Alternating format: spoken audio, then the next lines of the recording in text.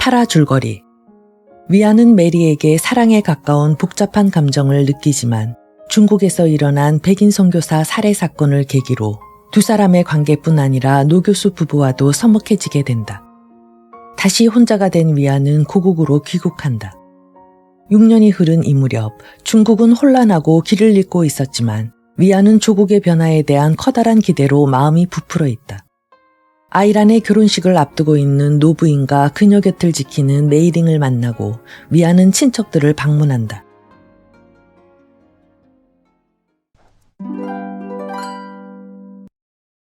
모두들 아이란의 결혼 때문에 다른 생각을 할 겨를이 없었다. 아이란과 그 젊은 소설가는 이 도시의 부유한 젊은 남녀들에게 인기가 있었다. 그만큼 교제의 폭도 넓었다. 그들이 교제하는 사람들 가운데는 외국인들도 있었다. 결혼식에 초대된 사람은 1000명이 넘었고 피로연에도 비슷한 수의 손님이 참석하기로 했다. 위안은 집에 돌아온 날 아이란과 잠깐 이야기를 나누었을 뿐이다. 아이란은 이전과 같은 발랄한 웃음을 짓지 않았다. 위안은 당당하고 세련된 외모에 감추어진 그녀의 속마음을 꿰뚫어 볼 수가 없었다. 그날 저녁 아이란은 옛날처럼 솔직한 표정으로 말했다. 위안, 돌아오니까 기쁘지?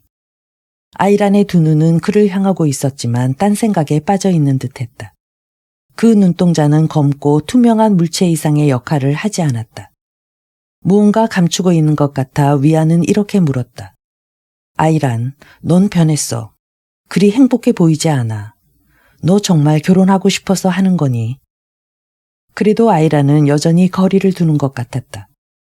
귀여운 두 눈을 크게 뜨고 은방울을 굴리는 듯한 웃음소리를 내고는 이렇게 말했다.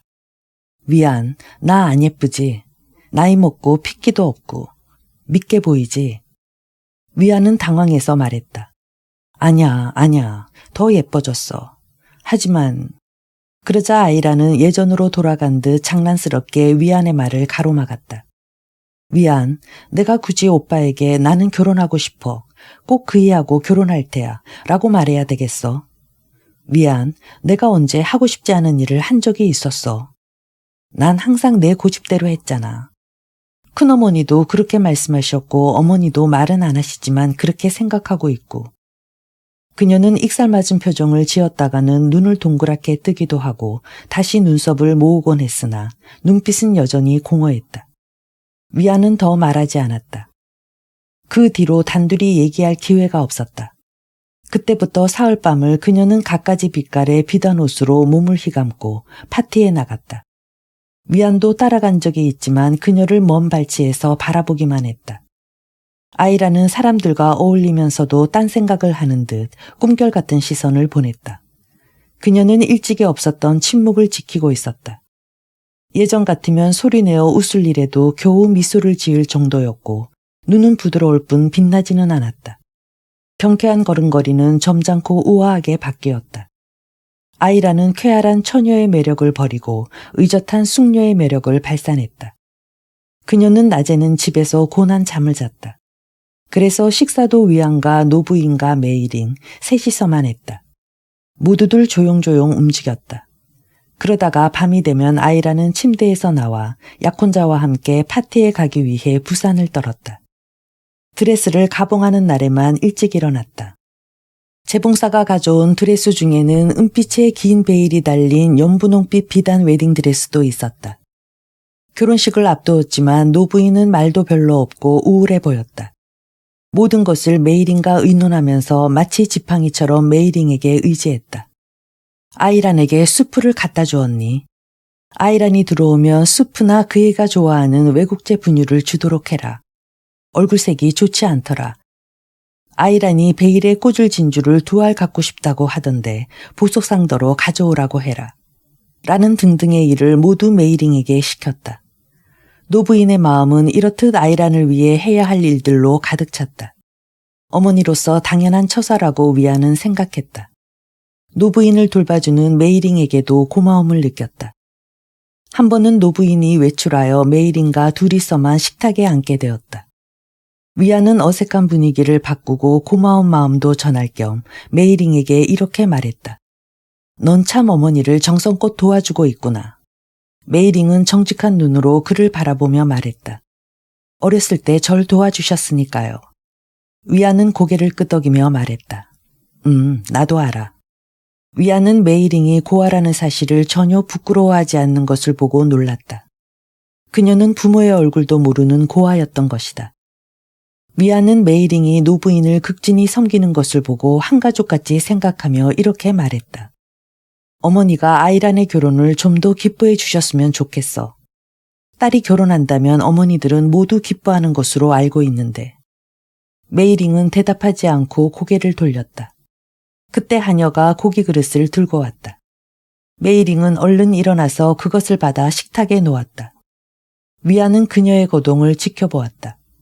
그녀는 하녀의 일을 거들고 있었지만 하녀와는 달리 품위가 있었다.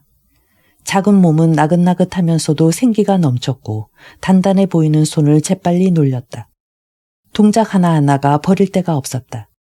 노부인이 그녀에게 무슨 일을 했느냐고 물었을 때 그녀는 아직 안 했다고 대답한 적이 없었음을 위안은 기억하고 있었다. 아이란의 결혼식은 성대했다. 결혼식장은 그 도시에서 제일 큰 신식 호텔이었다. 아이란의 아버지 왕후는 참석하지 않았고 왕따는 나이를 먹어 거동이 불편했기 때문에 왕따의 장남이 대리 노릇을 했다. 아이란 곁에는 노부인이 꼭 붙어 다녔다. 결혼식은 신식으로 거행되었다. 그녀의 할아버지 왕릉이 할머니를 신부로 맞아들이던 단순한 예식과는 크게 달랐고 또 그 할아버지의 아들들이 했던 구식과도 판이했다. 이 즈음에는 도시 사람들이 자녀를 결혼시키는 방법도 여러 가지였다. 어떤 사람은 신식과 구식의 중간을, 어떤 사람은 비교적 구식을, 또 어떤 사람은 좀 더 신식을 택했다. 아이란의 결혼식은 최신식으로 진행되었다. 외국 악단을 불러 음악을 연주하게 하고 식장을 온통 꽃으로 장식했는데 그 비용만 해도 은하 수백 잎이 들었다. 축가객들은 각자 고유의 예복을 입고 참석했다. 신랑 신부가 폭넓은 교제를 하고 있었기에 많은 하객들이 찾아왔다. 호텔 광장에는 하객들이 타고 온 승용차와 구경꾼들로 가득 찼다. 구경꾼 중에는 혼잡한 틈을 타서 남의 호주머니를 누리는 소매치기도 있었고 구걸하는 거짓대도 있었다. 그래서 경찰에게 특별히 부탁해 군중을 정리해야 할 정도였다. 수많은 군중을 헤치고 위안과 노부인과 아이란을 태운 자동차가 들어섰다. 운전사는 연신 경적을 울려댔다. 수위가 신부가 탄 차임을 눈치채고 앞으로 달려나가 길을 비키시오, 길을 비키시오 하며 길을 터주었다. 아이란은 두 알의 진주와 향기 그윽한 오렌지 화환으로 장식된 긴 베일 속에서 고개를 다소곳이 숙이고 있었다. 두 손은 향기로운 꽃다발을 쥐고 있었다. 너무도 아름다운 신부였다. 위안은 경탄의 눈으로 바라보았다. 고요한 미소가 신부의 입가에 감돌았고 약간 내리깐 눈은 검고 윤기 있게 빛났다. 그녀는 자신의 아름다움을 어느 한 부분도 빼놓지 않고 구석구석 알고 있었기에 아름다움을 한껏 뽐낼 수 있었다. 군중들도 아름다운 신부를 보고 침을 삼켰다. 신부가 자동차 밖으로 나오자 수천 개의 눈동자가 휘둥그레지며 그 아름다운 자태에 넋을 잃은 듯했다. 군중들은 저마다 수군거렸다. 이봐, 봤어. 아, 정말 아름답다. 너무 아름다워. 저렇게 아름다운 신부는 본 적이 없어. 아이라는 사람들이 감탄하는 소리를 들었지만 못 들은 채 했다. 신부가 식장으로 들어가는 것에 맞춰 음악이 연주되었다. 하객들의 시선이 일제히 신부 쪽으로 향했다. 다들 아름다운 신부의 얼굴을 넋을 놓고 바라보았다. 신랑 옆에 서 있던 위안도 신부의 미모에 감동하지 않을 수 없었다.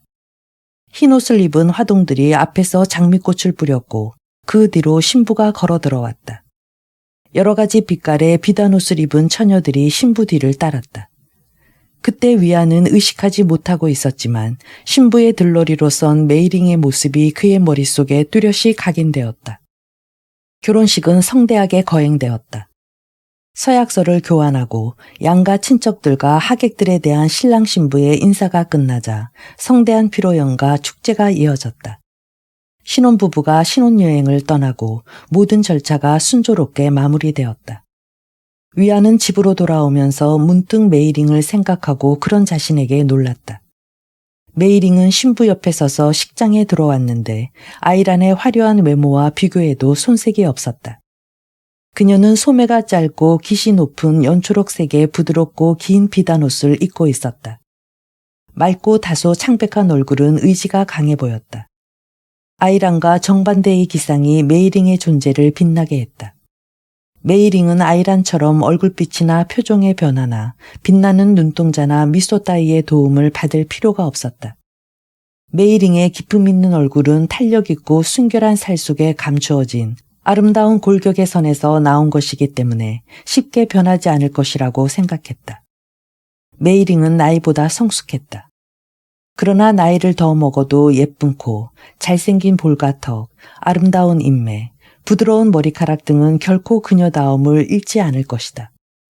인생의 고통도 그녀를 심하게 변화시키지는 못할 것이다. 그녀의 행동에는 위험이 있었고 세월이 흘러도 아름다움을 영원히 간직할 것이다. 위안은 결혼식장에서 다들 흥겨워하는 가운데 노부인과 메이링만이 수심에 잠긴 얼굴을 하고 있는 것을 보았다.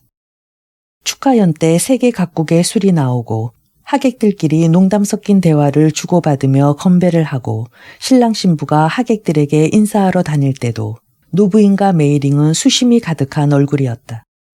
두 사람은 가끔 귓속말로 소곤거리기도 하고 하녀들에게 무엇을 시키기도 하고 호텔 지배인과 의논을 하기도 했다. 위안은 원래 주인 측은 손님을 접대하느라 마음껏 흥겨워하지 못하는 것이라고 생각하고 더 이상 신경 쓰지 않았다. 그날 밤 손님들이 모두 돌아가고 뒷정리를 하는 하녀들만 드나들 뿐 집안이 조용해지자 노부인은 맥이 풀리는 듯 의자에 앉았다. 위안은 기운을 북돋우기 위해 무언가 말을 해야겠다고 생각했다. 어머니, 아이라는 내 누이지만 정말 예쁘던데요. 그렇게 아름다운 신부는 처음 봤어요. 노부인은 우울하게 대답했다. 그래, 그 애는 이곳 상류사회에서 아름답기로 이름났지. 한 3년 동안 더욱 유명했지. 그렇지만 그 애의 미모는 그 애나 내게 한평생의 저주가 될 게다. 그 애는 미모 하나만으로도 이 세상을 재미있게 살 수 있을 거다. 머리도 손도 전혀 쓸 필요가 없었던 거지. 얼굴만 보여주면 남들이 애써서 간신히 들을 수 있는 칭찬이라든가 바라는 것을 쉽게 얻을 수 있었지. 그러한 아름다움을 지키기 위해서는 위대한 정신이 필요해. 그런데 아이라는 그 얼굴에 비길 만한 정신력이 없어. 그때 곁에서 뜨개질을 하고 있던 메이링이 고개를 들고 호소하듯 조용히 말했다. 어머님도. 그러나 노부인은 오늘은 하고 싶은 말을 다 해야겠다는 듯이 말을 이었다. 나는 진실을 말하는 거란다. 그 애의 아름다움 때문에 내 평생 애를 태웠으니까. 그러나 결국 지고 말았지. 위안, 넌 내 아들이니까 말할 수 있어. 내가 왜 결혼을 허락했는지 궁금하지. 그럴 게다. 나도 그 남자를 믿거나 좋아하지 않으니까. 그러나 어쩔 도리가 없었지. 아이란이 그 사람의 아기를 가졌거든. 노부인이 이토록 놀라운 얘기를 덤덤하게 말하자 위안은 심장의 고동이 멈추는 듯 했다. 이러한 사실에 충격을 받을 만한 젊음이 아직 그에게 있었던 것이다. 누이가. 그는 부끄러운 마음으로 메이링을 살폈다. 그녀는 고개를 숙이고 뜨개질만 계속하고 있었다. 표정 하나 변하지 않고 더욱 침착하고 조용하게 있을 뿐이었다. 노부인은 위안의 생각을 눈치채고 말했다. 괜찮아. 메이링도 알고 있으니까. 메이링이 없었던들 나는 아마 처신도 못했을 거다. 어떻게 해야 할지 일일이 메이링에게 의견을 물었으니까. 나한테는 의논 상대가 없었단다. 그토록 예쁘면서도 어리석은 아이란에게 그 애는 얼마나 믿음직한 동생 노릇을 했는지. 내가 너를 부르려고 했을 때 말린 것도 메이링이었단다. 의논 상대가 되어줄 아들이 있어야겠다고 생각했지. 새로운 이혼 방법 같은 건 내가 알 턱이 없었고 이런 부끄러운 일로 내 사촌들에게 의논할 마음도 없고 해서. 하지만 내가 공부하는 데 지장을 줘서는 안 된다고 메이링이 말렸어. 위안은 아무 말도 할 수 없었다. 부끄럽기도 하고 화도 나고 마음이 혼란스러웠다. 노부인은 위안의 기분을 잘 이해하는 듯 슬픈 미소를 지으면서 말을 이었다. 너의 아버지와도 의논하지 못했다. 그 사람의 해결 방법이란 단지 죽이는 것밖에 없잖니. 설령 그게 아니더라도 어떻게 말하겠니. 아이란을 너무 자유롭게 키운 게 잘못이지. 하지만 이게 새로운 시대라는 것이겠지.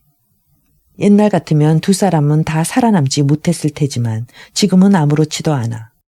10달이 안 돼 아기를 낳겠지. 요즘은 그런 일로 뒤에서 숙덕거릴 사람도 없고 결혼하자마자 아이를 낳는 일도 많다니까. 이것이 새 시대라는 거야. 노부인은 눈물까지 글썽였다. 메이링이 하던 일을 끝내고 노부인 곁에 앉아 위로하듯 말했다. 어머니, 너무 피곤하시겠어요. 공연히 쓸데없는 말씀을 하시고. 어머니는 아이란 언니를 위해 할 수 있는 일은 다 하셨어요. 언니도 잘 알고 우리도 알고 있어요. 그만 주무세요. 제가 수프를 가져올 테니까요. 메이링의 말에 노부인은 순순히 자리에서 일어났다. 전에도 이런 일이 있었던 것 같았다. 노부인은 메이링의 부축을 받으며 방을 나갔다. 위안은 심란한 마음으로 두 사람의 뒷모습을 지켜보고 있었다. 피를 나눈 아이란이 그런 방종한 행동을 했단 말인가. 누이가 그런 식으로 자유를 누렸던가. 아이란의 일은 그가 2번씩이나 도망치듯 빠져나온 방종스러운 경험을 일깨워 주었다. 그는 복잡하고 무거운 심정으로 방으로 돌아왔다. 그에겐 사랑이건 고통이건 단순하게 찾아든 적이 없었다. 언제나 두 마음으로 갈라져 다투었다. 그것이 그를 괴롭히곤 했다. 지금도 그는 분별 없는 행동으로 크나큰 실망을 안겨준 아이란을 책하면서도 마음 한구석에는 그러한 일탈적인 행동에 쾌감을 느끼고 자기도 해보고 싶은 충동을 느끼는 것이다. 그래서 고민하지 않을 수 없었다. 이것이 귀국 후 그가 부딪힌 최초의 갈등이었다. 결혼식이 끝나자 위안은 고향에 가는 것을 더 미룰 수 없었다. 자식의 도리가 아니기도 했고 가고 싶기도 했다. 이 집에 머무른다는 게 왠지 슬퍼서 더 빨리 가고 싶었다. 노부인은 더 말이 없어졌고 메이링은 쉬지 않고 공부에 몰두했다. 고향에 다녀올 준비를 하는 이틀 동안 위안은 메이링을 거의 볼 수 없었다. 그녀가 일부러 피하는 게 아닌가 생각했으나 어머니가 아이란의 얘기를 했기 때문이라고 생각했다. 정숙한 처녀라면 마음에 새겨두는 게 당연하다고 여겼고 그 정숙함에 감탄했다. 고향으로 떠나기 전에 위안은 메이링에게 인사를 하고 싶었다. 1~2달 못 볼지도 모르는데 인사도 없이 떠난다는 게 못내 서운했다. 그래서 밤차로 떠나기로 했다. 메이링이 학교에서 돌아오면 노부인과 셋이서 저녁 식사를 할 생각이었다. 식사를 하면서 위안은 메이링의 태도에 자기도 모르게 빠져들었다. 메이링은 이야기할 때 분명하고 유쾌했으며 내숭을 떨거나 젊은 처녀들처럼 킥킥거리지 않았다. 식사가 끝나자 바느질을 했다. 하녀는 몇 번이나 다음날 식사 준비에 대해 노부인에게 묻지 않고 메이링에게 물었는데 그때마다 메이링은 능숙하게 차근차근 일러주었다. 더구나 그녀는 말이 없는 편도 아니었다. 노부인은 조용히 앉아 메이링이 학교에서 있었던 일이라든지 장래 의사가 되고 싶다고 얘기하는 것을 들었다. 처음에는 어머니 때문에 의사가 되고 싶다고 생각했는데 공부를 해보니 적성에도 맞았어요. 다만 시간이 오래 걸려 학비가 많이 드는 게 걱정이에요. 어머니가 대주시긴 하지만요. 어머니에게 꼭 은혜를 갚고 싶어요. 제가 언제까지나 모시고 살면서 정성껏 돌봐드릴 거예요. 그리고 저는 언젠가 어린아이와 여자들을 위한 병원을 개업할 생각이에요. 저 혼자서 돌볼 수 있는 아담하고 청결한 병원을 경영해보고 싶어요. 메이링은 어느새 바느질감을 내려놓은 채 자기 소망에 대해 얘기했다. 그녀의 눈은 반짝이고 입가에는 미소가 번져 있었다. 위안은 담배를 물고 지그시 그녀의 얼굴을 바라보면서 자기도 모르게 그 얘기를 열심히 듣고 있었다. 그러다 문득 자기가 그녀를 못마땅해 하는 것을 깨닫고 왜 그런가 하고 생각해 보았다. 그리고 곧 깨달았는데 그녀가 아무도 그 안에 들어오는 것을 허락하지 않을 듯이 자기 인생을 설계하는 것이 불쾌했던 것이다. 여자가 결혼을 생각하지 않고 앞일을 설계한다는 것은 좋지 않은 일이라고 생각했다. 한편 노부인은 결혼식 이후 처음으로 흥미롭다는 얼굴로 메이링의 말에 귀를 기울였다. 나도 이렇게 늙지만 않았다면 너의 병원에서 무엇이든 거둘 텐데. 여자한테 억지로 결혼을 강요하지 않는 좋은 시절이니까. 위안은 노부인의 말에 동의하고 그 뜻을 말하려 했으나 아직도 기분이 완전히 풀리지는 않았다. 아무튼 여자가 결혼해야 한다는 명제는 의심할 여지도 반박할 여지도 없다고 생각했다. 다만 노부인과 메이링이 이렇게까지 열렬하게 자유를 원한다는 사실을 알고 약간 냉정을 되찾을 수 있었다. 그래서 작별 인사를 할 때도 그다지 섭섭하지 않았다. 마음 어딘가에 상처를 입은 것 같았으나 어디를 어떻게 다쳤는지 알 수 없는 얼떨떨한 느낌이었다. 기차의 좁은 침대 위에 누워서 위안은 그때 왜 그런 기분이 들었는지 생각해 보았다. 그리고 현대 여성에 대해 생각했다. 아이란에게 자유를 줌으로 해서 그 같은 슬픔을 겪은 노부인은 어째서 메이링의 인생 설계를 듣고 기뻐하는 것일까? 생각해보니 조금 원망스러웠다. 그녀는 정말 자유로울까? 그녀도 자신이 계획한 대로 사는 게 어렵다는 것을 알게 될 것이다. 그리고 언젠가는 다른 여자들처럼 남편과 아이를 원할 것이다.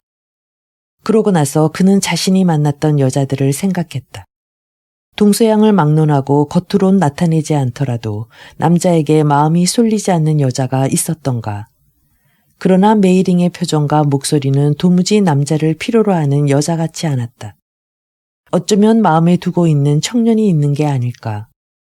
게다가 메이링은 남녀공학에 다니고 있었다. 조용한 여름밤에 느닷없이 회오리바람이 몰아치듯 질투심이 솟구쳤다. 그것은 너무나 격렬해서 그런 자신이 우습다고 느낄 겨를도 없었다. 메이링이 누구에게 마음을 주건 그가 상관할 바가 아니라고 자신을 돌아볼 여유도 없었다. 메이링을 엄격히 단속시키라고 노부인에게 말하리라. 그는 이때까지 누구에게도 보인 적이 없는 관심을 가지면서 자기가 왜 그러는지에 대해서는 한 번도 생각해보지 않았다. 요란하게 흔들리는 기차 안에서 이런 생각을 하던 그는 어느새 깊은 잠에 빠져들었다. 하지만 위안은 이러한 생각을 더 할 수 없었다. 그의 주의를 빼앗는 일들이 계속해서 일어났다. 귀국 이래 그는 항구 도시에서만 있었기 때문에 다른 곳에서의 삶은 알지 못했다. 밤낮으로 전차와 자동차들이 달리고 화려하게 차려입은 사람들이 활보하는 넓은 길 외에는 아무것도 보지 못했다. 먹고 살기 위해 피지땀을 흘리고 일하는 사람들을 보았으나 그래도 여름이라 그다지 불쌍해 보이지는 않았고 거짓대도 눈에 띄지 않았다. 그 도시는 지금까지 보아온 어떤 도시보다 화려하고 쾌적했다. 호화롭게 지은 사촌형의 저택이나 호사의 극치를 이룬 아이란의 결혼식과 고급스러운 결혼 선물들, 그러한 모든 아름다움과 부가 있었다. 위안이 고향으로 떠날 때 노부인은 그에게 두꺼운 종이 뭉치를 주었다. 돈이라는 것을 알았으나 아버지가 그의 몫으로 붙여준 것이려니 하고 사양하지 않고 받았다. 부유한 집에서 살아온 그는 먹는 걱정 따위는 할 필요가 없었고 이 세상에 빈곤이 있다는 것을 거의 잊고 있었다. 이튿날 잠에서 깨어 차창 밖을 내다보았을 때 그의 눈에 비친 것은 그가 기대했던 광경이 아니었다. 기차가 큰 강가에서 멈추자 승객들은 기차에서 내려 나룻배로 강을 건넌 다음 다시 기차를 타야 했다. 위안도 다른 사람들과 함께 지붕도 없는 나룻배에 탔다. 배는 꽤 넓었으나 승객이 전부 타기에는 비좁았다. 마지막에 탄 위안은 곧 가라앉을 듯 불안해 보이는 뱃전에 간신히 서 있었다. 지난날 남방에 갈 때 이 강을 건너던 기억이 났다. 그때에는 지금처럼 주위에 관심을 갖지 않았다. 그렇지만 오랫동안 남의 것을 보는 데 익숙해진 그의 눈은 모든 것을 새로운 관점에서 보게 되었다.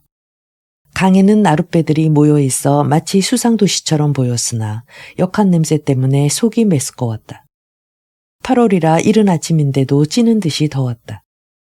우중충한 날씨 속에서 사람들은 나룻배를 통과시키기 위해 자기 배들을 밀어내고 있었다. 배 안에서 기어나오는 남자들은 거의 발가벗고 있었고 열대야로 잠을 설친 탓에 멍청하고 부수수한 얼굴들이었다. 부녀자들은 울어대는 아이들을 때리며 엉클어진 머리를 벅벅 긁어댔다. 꾀재재한 아이들은 배가 고파 칭얼대고 있었다. 작은 배 안에서 부모와 어린 자식들이 살고 있었고 그들이 마구 버리는 쓰레기 때문에 강물에서는 악취가 풍기고 있었다. 그런 아침 위안의 눈앞에 돌연 나타난 것은 이렇게 우울한 장면이었다. 이런 광경은 곧 사라졌다. 나룻배는 어느덧 수많은 배들 사이를 빠져나와 넓은 강으로 나왔다. 불결한 광경이 멀어지고 이제 그의 눈은 누렇게 흐르는 강물을 바라보고 있었다. 나룻배는 상류로 거슬러 올라가 회색 하늘을 배경으로 눈 덮인 산봉우리처럼 우뚝 서 있는 커다랗고 하얀 군함 옆을 지나갔다. 사람들의 시선이 일제히 그쪽으로 쏠렸고 위안도 그 배를 바라보았다. 파란 바탕에 붉은 줄이 있는 외국 깃발이 나부끼고 있었다. 나룻배가 그 옆을 지나갈 때 시커먼 대포의 포문이 보였다.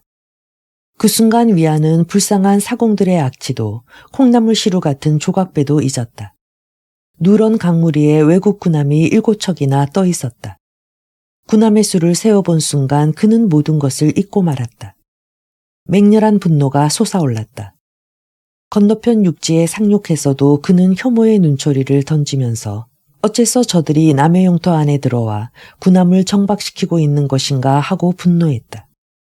해안을 향하고 있는 저 검은 대포가 몇 번이나 지상에 불과 죽음의 세례를 퍼부었던가. 위안은 그들이 남의 땅에 와서 한 일을 결코 잊지 않았다. 군함을 노려보면서 위안은 저 대포가 언제 이 나라 국민의 머리 위에 불의 비를 퍼부어댈지 모른다고 생각했다. 그는 격분해서 중얼거렸다. 저 군함들은 여기에 머무를 권리가 없다. 우리는 이 나라 해상에서 저들을 몰아내야만 한다. 이러한 울분을 가슴에 새기면서 그는 기차를 타고 여행을 계속했다. 그런데 위안의 마음속에서는 기묘한 일이 일어났다. 외국 군함이 일찍이 이 나라 국민을 포격해서 살상했으며 이 나라를 압박해왔다는 사실을 생각하니 분노와 동시에 힘이 절로 용솟음쳤다. 붕괴할 일은 한두 가지가 아니었다. 여러 외국의 군대는 국토를 유린하고 황제를 협박해 무수한 불평등 조약을 맺지 않았던가. 조국을 위해 걸기한 젊은이들이 외국 경찰들에게 사살되지 않았던가. 위안은 그런 사실들에 붕괴하면서 마음 한편에서는 한없는 정열과 용기가 솟아나는 것을 느꼈다. 식사를 하거나 창밖을 구경하거나 뭔가 다른 일을 할 때 그는 새로운 각오를 다지게 되었다. 나도 조국을 위해 일해야겠다. 맹의 말이 옳았다. 맹은 나보다 훨씬 낫다. 그는 뚜렷한 목적을 향해 돌진하고 있다. 반면 나는 너무 나약하다. 나는 어리석게도 한 사람의 선량한 노교수가 있다고 해서, 영리한 여자가 한 명 있다고 해서 그 국민 전체가 선량하다고 믿고 있지 않았던가. 나도 맹처럼 외국인을 철저히 배격하고 증오로서 동포를 구해야 한다. 증오만큼 국민의 힘을 강력하게 하는 것은 없다. 위안은 외국 군함을 보면서 이렇게 생각했다.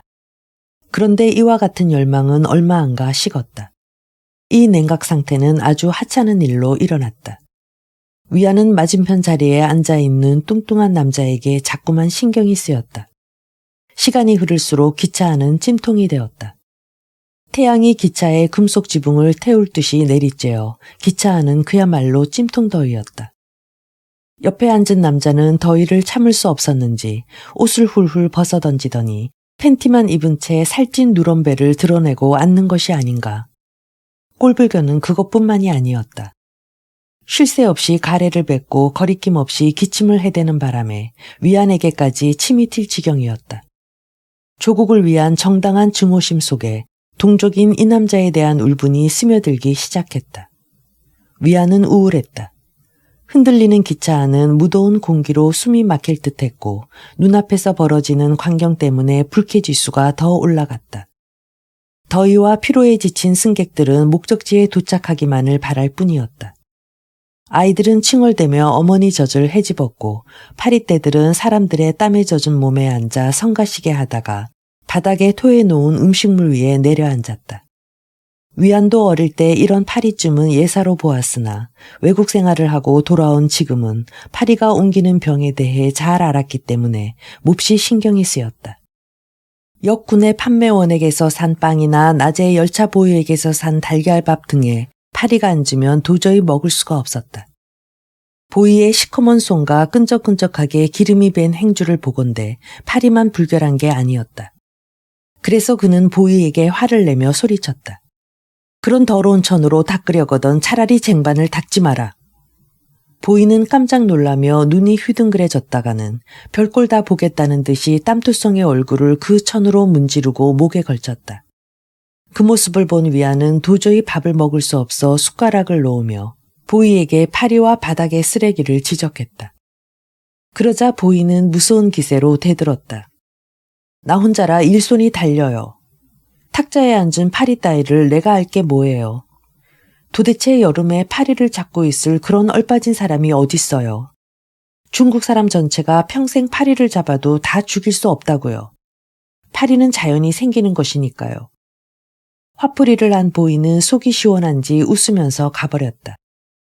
더위에 지치고 무료했던 승객들은 무슨 재미있는 일이 터지지 않나 하고 은근히 기다리던 참이라 두 사람의 언쟁에 귀를 기울이며 보이 편을 들었다. 한 승객이 입을 열었다. 파리를 어떻게 없애나. 어디서 몰려오는지를 알아야 없애지. 또 파리도 살아야 하지 않겠소. 한 노파가 덧붙였다. 아무렴 파리도 살아갈 권리가 있지요. 난 파리 목숨 하나라도 죽이고 싶지 않아요. 또 한 사람이 경멸조로 말했다. 외국 유학계나 했답시고 외국식으로 살란 말이군 그래. 밥과 고기를 배가 터지도록 먹어치우고 늘어지게 하품을 하면서 점잖게 차를 마시고 있던 맞은편의 뚱보가 갑자기 말했다. 아, 바로 이 녀석이로군. 아침부터 이 녀석을 쭉 보아왔지만 통 어떤 놈인지 모르겠더니. 그는 트림을 꺽꺽 해대면서 위안을 다시 바라보았다.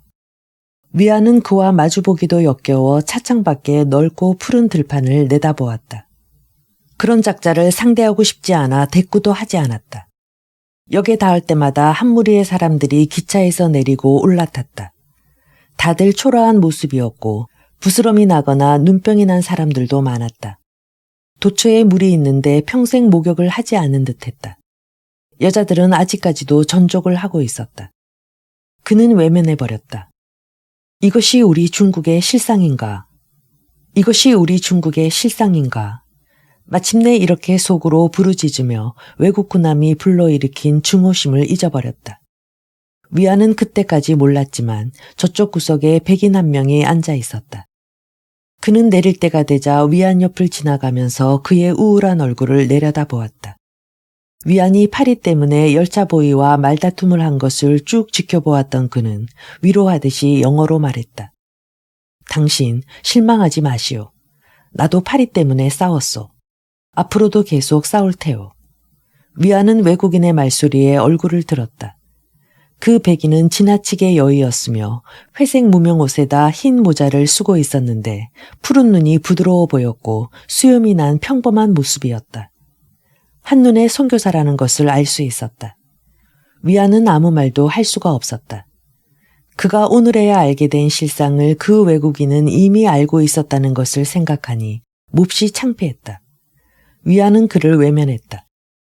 백인은 기차에서 내린 후 군중 속을 헤치며 움막집이 다닥다닥 붙어있는 마을을 향해 걸어갔다. 그 모습을 보고 위안은 유학 당시에 어떤 선교사가 당신도 나와 같은 생활을 한다면 하고 말했던 것이 생각났다. 위안은 자신을 책망했다. 왜 진작 실상을 보지 못했을까? 지금까지 난 우리나라에 대해서 아무것도 모르고 있었다. 그것은 시작에 지나지 않았다. 그가 아버지 왕후 앞에 섰을 때 왕후는 그가 생각하던 모습이 아니었다. 왕후는 대청의 기둥을 잡고서 아들을 맞았다. 왕성하던 기력은 간데 없었고 옛날의 불같은 성격도 찾아볼 수 없이 하잘것없는 늙은이가 되어 있었다. 기다란 흰 수염이 턱 밑에 성글게 나 있었고 술과 나이 탓으로 눈이 벌겋게 충혈되어 있었으며 노안으로 아들이 가까이 가도 알아보질 못했다. 위안의 목소리를 듣고야 겨우 알아챈 모양이었다. 위안은 방금 지나온 뜰안이 너무나 허전하다고 느껴졌다. 두서너 명 얼빠진 병사들이 어슬렁거리고 있었고 정문을 지키는 보초는 총을 가지고 있지 않았다. 예전 같으면 낯선 사람에게 반드시 했던 검문도 없었고 장군의 아들을 봐도 들어오거나 말거나 관심 없다는 태도였다. 위안은 무엇보다도 아버지가 그처럼 파리하게 야윈 것을 보고 놀랐다.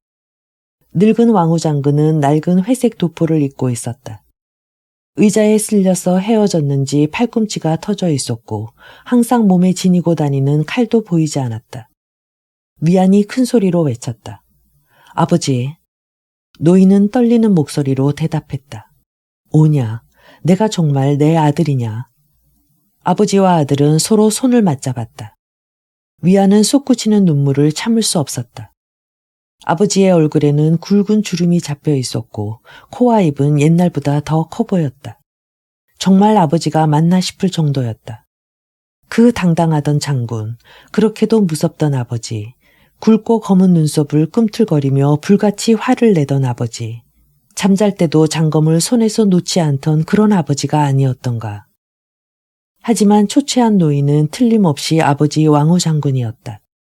왕후는 아들이 온 것을 확인하고 이렇게 소리를 지르는 것이었다. 술 가져와. 인기척과 함께 느린 걸음으로 나타난 것은 언청이었다. 그 역시 늙긴 했으나 아직도 아버지의 충복이었다.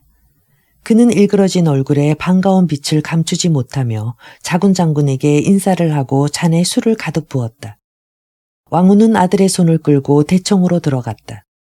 그때 또 한 사람이 나타나고 뒤따라 한 사람이 더 들어왔다. 위안은 그들이 누군지 전혀 생각나지 않았다. 둘 다 체구는 작아도 점잖고 부유해 보였다. 한 사람은 늙은이였고 또 한 사람은 청년이었다. 늙은이는 몸집이 작고 얼굴에는 주름이 쪼글쪼글했다. 그가 입고 있는 잔무늬가 든 짙은 회색 비단 옷은 구식이었으나 단정했다. 또 작고 둥그런 비단 모자를 쓰고 있었는데 단추 모양의 흰 헝겊을 꽂은 것으로 보아 상을 당한 모양이었다. 검정 벨벳 신발을 신고 있었고 발목에는 흰 무명천을 두르고 있었다. 주름진 늙은 얼굴은 수염을 길러본 적이 없는 듯 반질반질했고 눈은 족제비처럼 날카롭게 반짝였다. 청년도 엷은 하늘색 복장만이 다를 뿐 노인을 빼닮은 얼굴이었다. 그 역시 상을 당했음을 알리는 표지를 하고 있었다. 이해할 수 없는 인간을 볼 때의 원숭이 눈과 같이 작고 공허한 눈에는 걱정스러운 빛이 들어 있었다. 그는 노인의 아들임에 틀림없었다. 위안이 그들이 누구인지 궁금하다는 듯이 바라보고 있는데 노인이 메마르고 높은 목소리로 말했다. 내가 너의 작은 아버지다. 어릴 때 보고는 처음이구나. 이 애는 내 장남이다. 그러니까 너의 사촌형이야. 그제서야 위안은 당황한 표정으로 두 사람에게 인사를 했다. 그들이 지나치게 구식인 것이 못마땅했지만 정중하게 인사를 했다. 그러나 그리 반갑지는 않았다. 한편 왕후는 두 사람을 거들떠보지도 않고 오직 아들만을 흐뭇하게 바라보고 있었다. 위안 역시 아버지가 아이처럼 좋아하는 것을 보고 감동했다. 왕후는 아들에게서 눈을 떼지 않았다. 한참 동안 싱글벙글 웃으며 아들을 바라보고만 있던 그는 의자에서 일어나 위안의 어깨와 등을 어루만져보고 흡족한 듯이 말했다. 내가 젊었을 때처럼 너도 튼튼하구나. 나도 젊었을 땐 힘께나 썼지. 8자짜리 쇠창을 던질 수도 있었고 한아름 되는 돌을 번쩍 들곤 했어. 남방의 노장군 밑에 있을 때 저녁이면 동료들에게 힘자랑을 했지. 일어나 봐라. 내 다리도 좀 보자꾸나. 위안은 시키는 대로 순순히 일어섰다. 왕후는 형 왕어를 돌아보면서 큰 소리로 웃고는 옛날의 힘이 되살아난 듯 힘찬 어조로 말했다. 형님, 이놈 좀 보시오. 형님의 아들 내 형제 가운데 이만한 놈은 하나도 없을 겁니다. 왕얼은 참을성 있게 미소를 지을 뿐 대꾸하지 않았다. 그러나 왕얼의 아들이 침착하고 조심스럽게 말했다. 제 동생들은 위안에 못지않게 클 겁니다. 제 바로 밑에 동생은 저보다 크지요. 저는 맞이지만 형제 중에서 제일 작으니까요. 그렇게 말하고는 분한 듯한 시선으로 주위를 둘러보았다. 위안은 호기심이 생겨서 물었다. 참, 사촌들은 모두 잘 있습니까? 모두들 뭘 하고 있어요? 그러자 왕얼의 아들이 대답했다. 아버지를 도와 농장 관리를 하고 있고 곡물 가게는 나 혼자 맡고 있어. 전에는 형제가 모두 일을 봤지만 요즘은 불경기여서 나 혼자 하고 있지. 소작인들이 날이 갈수록 대담해져 소작료도 잘 안 내려고 해. 추수도 전만 못하고. 위의 형은 작은아버지, 내 아버지 말이다만 작은아버지에게 맡겼으니까 이제는 작은아버지 아들이야. 바로 아래 동생은 세상 구경을 하겠다고 남방에 있는 큰 도시의 상점에 들어가 회계를 보고 있어. 주판을 잘 놓거든. 돈을 만지니까 아마 돈을 많이 벌 거야. 그 아래 동생은 결혼해서 살림을 하고 있어. 막내는 우리 지방에 새로 생긴 신식학교에 다니고 있지. 몇 달 전에 어머니가 돌아가셨으니까 상을 벗는 대로 그 애도 곧 장가를 보낼 생각이야. 위안은 지난 날을 회상했다. 아버지를 따라 그 집에 갔을 때 몸집이 좋고 원기가 있어 보이는 시골 부인이 언제나 명랑하게 떠들던 것을 떠올렸다. 이 약하게 생긴 백부는 여전히 건강한데 백모가 벌써 돌아가신 것을 이상하게 여기면서 물었다. 큰어머니는 어째서 돌아가셨나요? 사촌은 자기 아버지 얼굴을 보고는 아무 대꾸도 하지 않았다. 그러자 왕후가 자기와 무슨 관계가 있기라도 한 듯이 말했다. 어째서 돌아가셨냐고. 사실은 우리 집안을 노리는 원수가 있었던 거야. 그놈은 지금 고향 근처 산에 숨어서 비족 두목 노릇을 하고 있다. 옛날 나는 정정당당히 싸움을 해서 그놈들이 차지한 도시를 포위하고 함락시킨 적이 있었는데 그것에 원한을 품었던 모양이다. 가까이에 소굴을 만들어 놓고 우리 집안을 노리고 있었어. 형님은 그런 눈치를 알고 소장료를 징수할 때는 직접 가지 않고 형수님을 대신 보냈지. 여자니까 별일 없겠지 하고 생각한 거야. 그런데 소장료를 받고 돌아오는 길목에서 그놈들한테 붙잡혀 돈을 강탈당한 거지. 게다가 그놈들은 내 큰어머니의 목을 베어 길바닥에 내동댕이 쳐놓는 잔악한 짓을 했단 말이다. 그래서 내가 형님한테도 말했다. 두서너 달만 참으십시오. 내가 다시 군대를 모아서 결단코 그놈들을 잡아 기어코. 무섭게 솟구쳐 오르던 왕후의 분노는 힘이 붙여 도중에서 꺼졌다. 그가 무엇을 찾는 듯이 손으로 더듬자 옆에 서 있던 늙은 언청이가 손에 술잔을 쥐어주었다. 이런 일이 습관처럼 되어 있는 모양이었다. 언청이는 졸린 목소리로 말했다. 진정하십시오. 노하시면 건강에 해롭습니다. 언청이는 피로한 듯 다리를 움직여 하품을 하고는 위안을 경탄의 눈으로 바라보았다. 왕얼은 한마디도 하지 않았으나 위안이 애도의 말을 하려고 고개를 돌렸을 때 그의 눈은 놀랍게도 눈물에 젖어 있었다. 왕얼은 여전히 입을 다문 채 조그마하고 날카로운 두 눈을 소매 끝으로 열심히 닦더니 남의 눈을 꺼리는 양 메마른 손으로 콧등을 지었다. 그 냉혹해 보이는 노인이 눈물 짓는 것을 보고 위안은 놀라지 않을 수 없었다. 사촌이 작은 눈으로 자기 아버지를 바라보면서 씁쓸한 듯 말했다. 같이 간 한여의 말로는 어머니가 말대꾸를 하지 않으셨다면 그런 병까지는 당하지 않았을 거래. 그런데 어머니는 말씨도 야무진데다 한평생 남한테 눌린 적이 없었고 성미도 대단하시거든. 그래서 내 놈들한테 귀한 돈을 내줄성 싶으냐, 이 망할 놈들 하시며 호통치셨다는 거야. 한여는 이것을 보고 겁이 나서 죽어라고 달아났는데 한참 후에 돌아가 보니 벌써 어머니의 목이 길바닥에 뒹굴고 있었다잖아. 비적대에게 소장료도 다 빼앗기고. 사촌은 자기 어머니가 죽은 경위를 담담하고 약간 수다스럽게 말했다. 그러나 어머니를 지극히 사랑했던 아들답게 목소리가 흐려지더니 울음이 복받치는지 앞마당으로 뛰어가서 눈물을 닦으며 한동안 슬픔에 잠겨 있었다. 위안은 어떻게 해야 할지 몰라 일어서서 왕홀의 찻잔에 차를 따랐다. 같은 핏줄인데도 처음 대하는 사람처럼 느껴져 그들과 함께 있기가 거북했다. 위안은 그들과 다른 세계에 살고 있었고 그의 앞에 펼쳐질 삶에 비하면 그들의 생활은 주검처럼 보잘것없는 것 같았다. 어찌된 영문인지 오랫동안 잊고 있던 메리가 생각났다. 바람이 몹시 부는 봄날 같은 때 흔히 있었던 일인데 아름답고 검은 머리를 나부끼면서 발글에 홍조를 띤 하얀 얼굴이 떠오르는 건 도대체 무슨 이유일까? 그러나 그녀가 와도 아무 소용이 없지 않은가? 그녀는 결코 이곳을 이해하지 못할 것이다. 그녀가 말하던 중국의 모습은 그녀의 상상 속 그림에 지나지 않았다. 재회의 기쁨도 사라지고 축 늘어져 있는 아버지나 백부를 대하고 있으니 메리를 사랑하지 않은 것이 참으로 잘한 일이라 생각되었다. 방 안에는 쓰레기가 여기저기 쌓여 있었다. 타일 바닥에는 곰팡이가 끼었고 숱한 침이며 재며 술이며 음식물들과 기름때가 배어 있었다. 조개 껍데기로 장식한 창문은 여기저기 깨져서 종이로 발라놓았는데 그 종이마저 찢어져 바람에 너풀거리고 있었다. 노장군은 술기운이 도는지 입을 벌리고 큰 몸집을 축 늘어뜨린 채 끄덕끄덕 졸기 시작했다. 왕후의 머리 너머로 벽에 장검이 걸려있는 것이 보였다. 아버지를 처음 만났을 때 그 장검이 보이지 않아 마음에 걸렸는데 이제야 발견한 것이다. 정말 외국 여자를 사랑하지 않은 것이 천만다행이었다. 중국이 어떤 나라인지는 꿈으로만 간직하는 것이 좋을 것이다. 그녀가 결코 진실을 보지 않기를 바랐다. 위안은 목이 메었다. 과연 낡은 것은 나한테서 영원히 사라져버린 것일까? 그는 노장군과 늙고 볼품없는 얼굴의 백부와 그 아들을 생각했다. 그들은 여전히 그와 뗄래야 뗄 수 없는 사람들이었다. 아무리 그들을 멀리하려 해도 살아있는 한 그의 몸속에는 그들과 같은 피가 흐를 것이다. 청년 시절은 이미 끝났다. 위안은 이제 어엿한 장부가 되었으니 스스로 삶을 개척해 나가야 한다는 것을 깨달았다.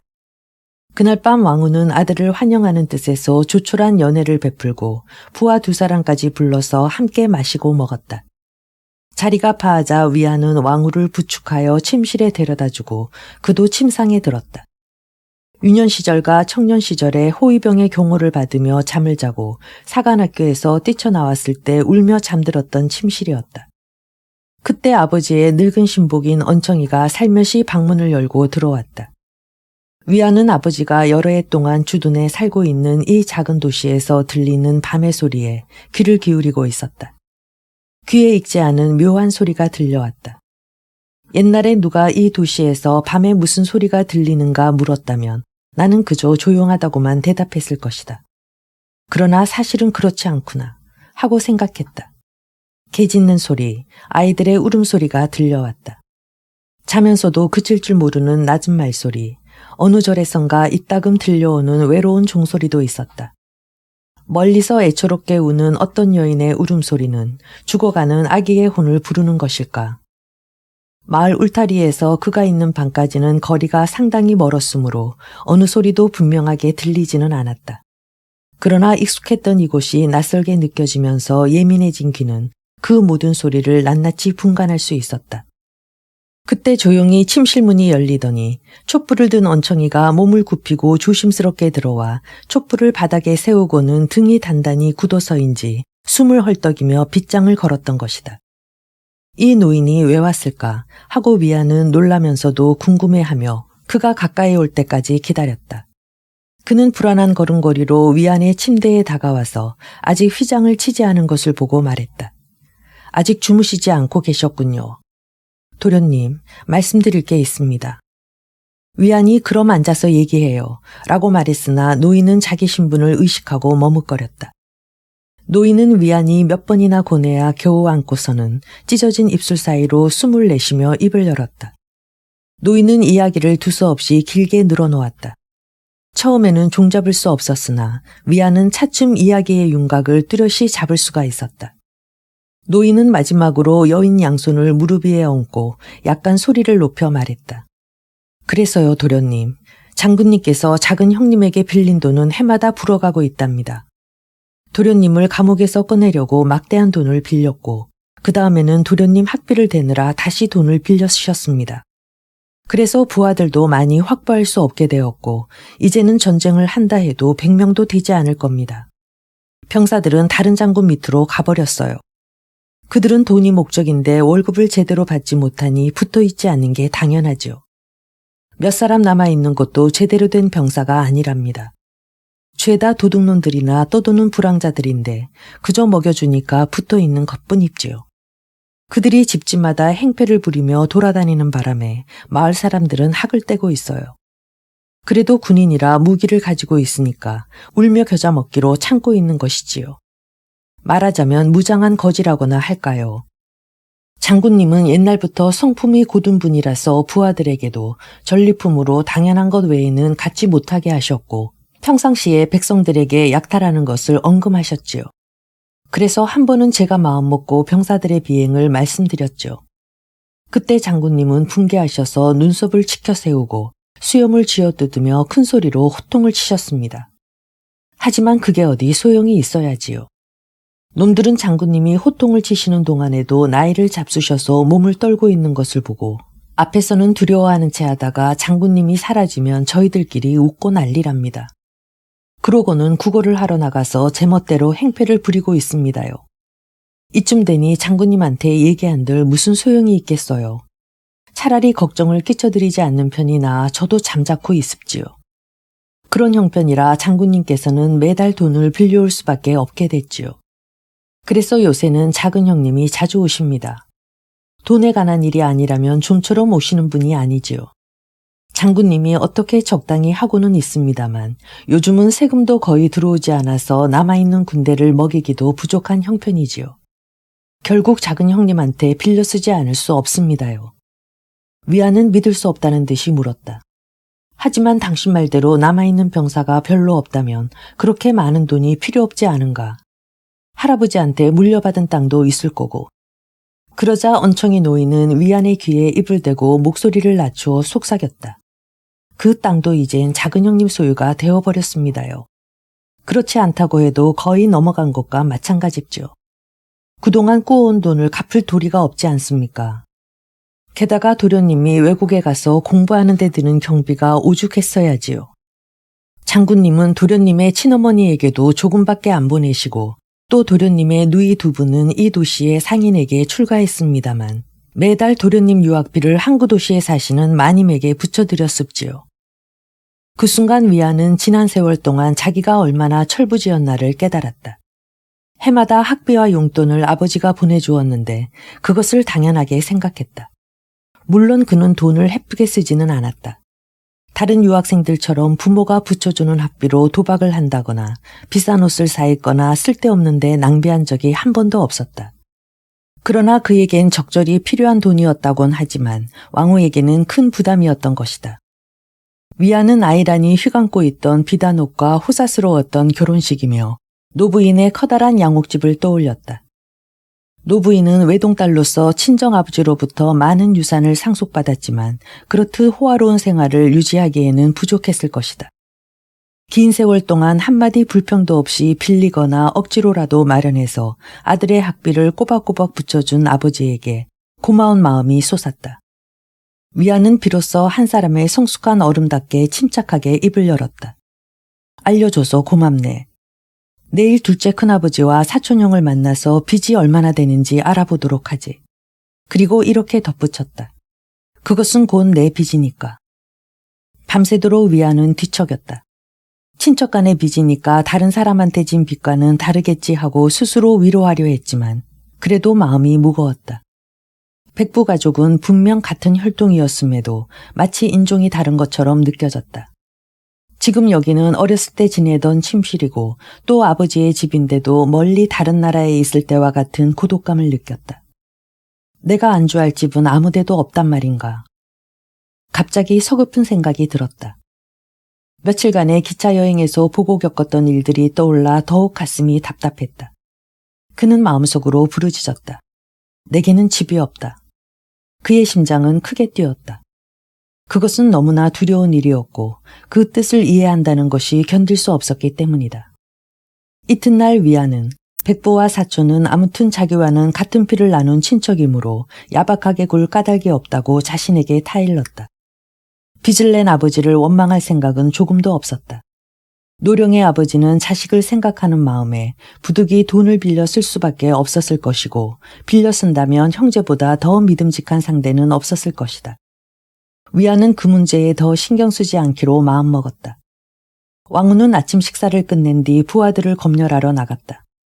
지금도 부하들 때문에 자기 생활이 바쁘다는 것을 아들에게 보여주려는 것이다.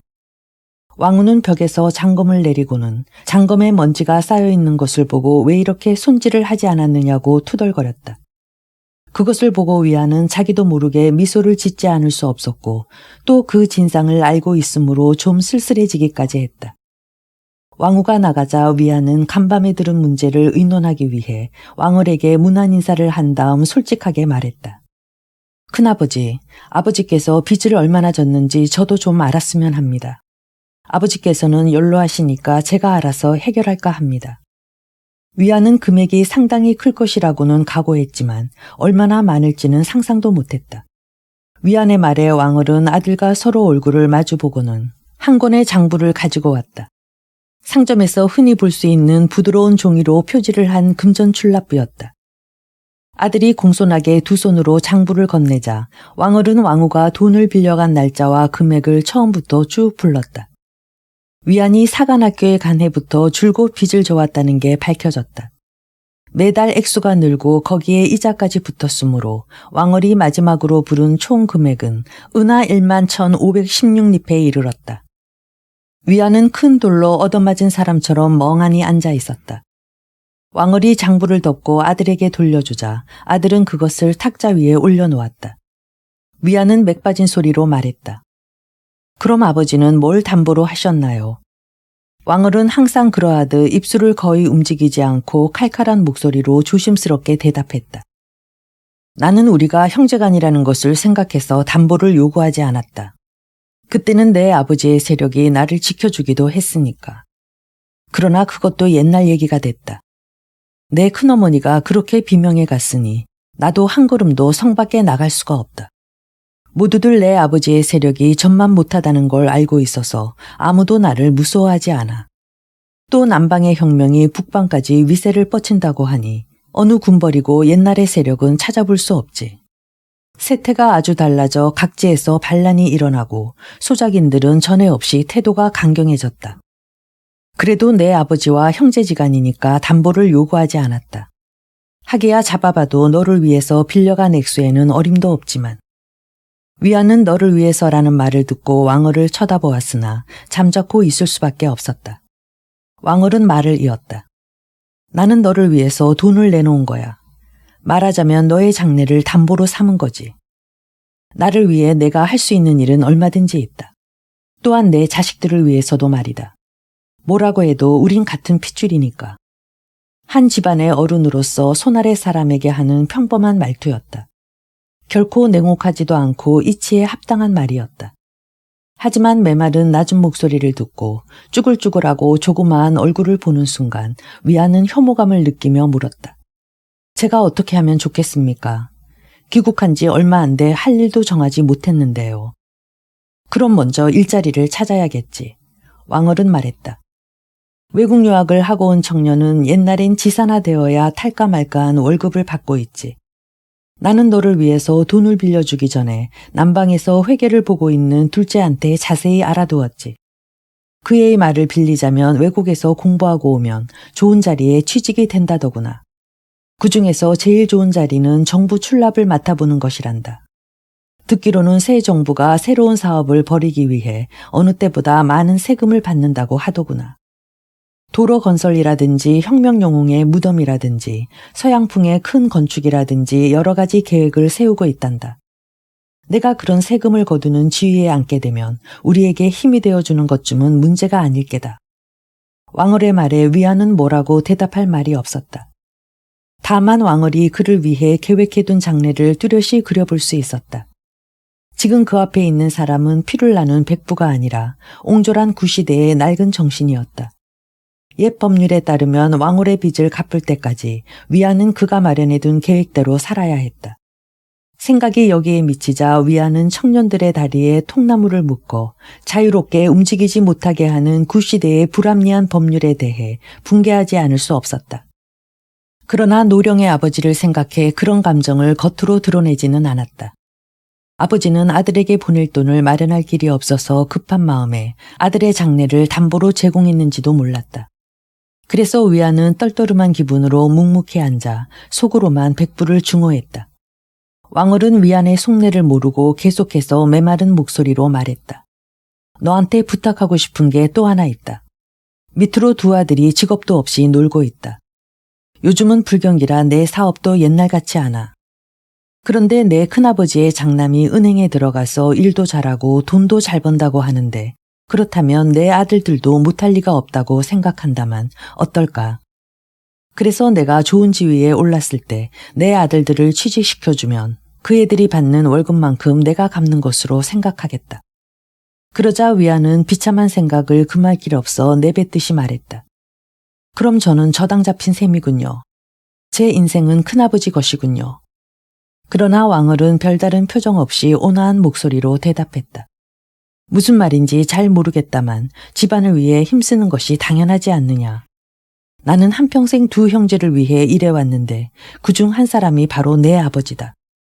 나는 오랜 세월 동안 형제들의 대리인이 되어 아버지가 남긴 큰 저택을 유지하고 세금을 내고 상속받은 토지를 관리하느라 온갖 정성을 다해왔다. 그것이 자손의 도리라 생각하고 거절하지 못했는데 내 뒤를 이 큰애가 이어가지 않으면 안 된단 말이다.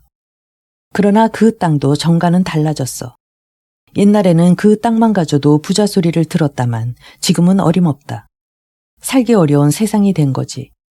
세금은 많아지고 소작인들은 의무도 다하지 못하는 주제에 억지만 부리고 끝에 두 놈도 취직을 해야 하는 형편이란다. 그러니 사촌들을 도와주는 것이 당연한 도리가 아니겠니. 예부터 집안에서 가장 능력 있는 사람이 다른 사람의 힘이 되어 왔다. 이렇게 하여 낡은 굴레가 위안의 머리 위에 쓰여졌다.